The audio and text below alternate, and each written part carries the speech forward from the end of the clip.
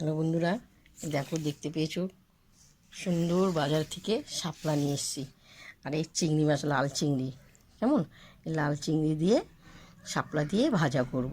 এখন চিংড়ি মাছ বসে বসে আমি কাটবো, আর শাপলাটাও বসে বসে কাটবো। কেটে তোমাদেরকে আমি রান্নার রেসিপিটা দেখাবো। কেমন খুব সুন্দর লাগবে ভাজলে শাপলা দিয়ে চিংড়ি মাছ। দেখো শাপলা কেটে খুব সুন্দর পরিষ্কার করে ছোট ছোট কেটেছি, কেমন।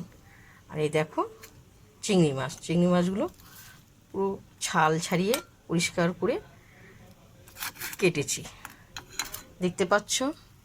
চলো, আমার তেলটা গরম হয়ে গেছে, কালো জিরে দিয়ে দেওয়া হলো। কালো জিরেটা দিলে ভালো লাগে। তেলটা আমার হয়ে গেছে। চিংড়ি মাছটা ছেড়ে দিলাম, কেমন। চিংড়ি মাছটা ভাজা হবে।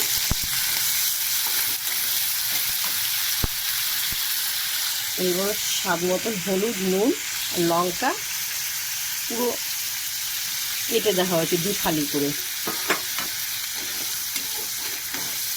ভালো করে ভাজা হোক। চিংড়ি মাছটা দেখো আমার ভাজা হয়ে গেছে। এরপরে আমি শাপলাগুলো ঢেলে দিলাম।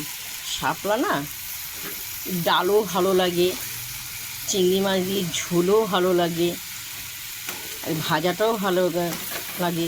তোমাদেরকে একদিন শাপলার ফুলের বড়া করে দেখিয়েছিলাম, কেমন খুব সুন্দর লাগে ফুলের বড়াটা, বা করে তোমাদেরকে দেখিয়েছিলাম।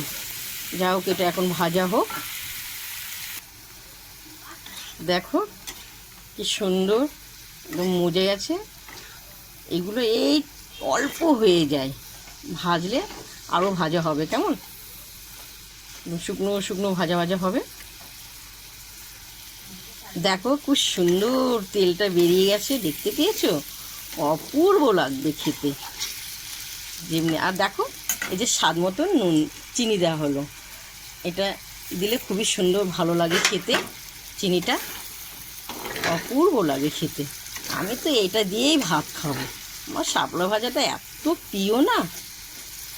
কারা কারা ভালোবাসো তারা লিখে পাঠাবে, আর যারা খাও না তারা এইভাবে খাবে। খুব সুন্দর লাগবে খেতে, অপূর্ব খেতে লাগবে। আমার ভাজাটা হয়ে গেছে, এরপর আমি নামাবো, কেমন। দেখো প্রথম থেকে লাস্ট তোমাদেরকে শাপলা ভাজা চিংড়ি মাছ দিয়ে দেখিয়েছি। তোমাদের যদি ভালো লাগে তোমরা আমাকে লাইক দিও, শেয়ার করো, কমেন্ট করে জানো, কেমন। দেখো অসাধারণ অসাধারণ দেখতে পেয়েছো, খুব সুন্দর লাগবে গরম ভাতে, কেমন। তোমরা এভাবে খেও, অপূর্ব লাগবে।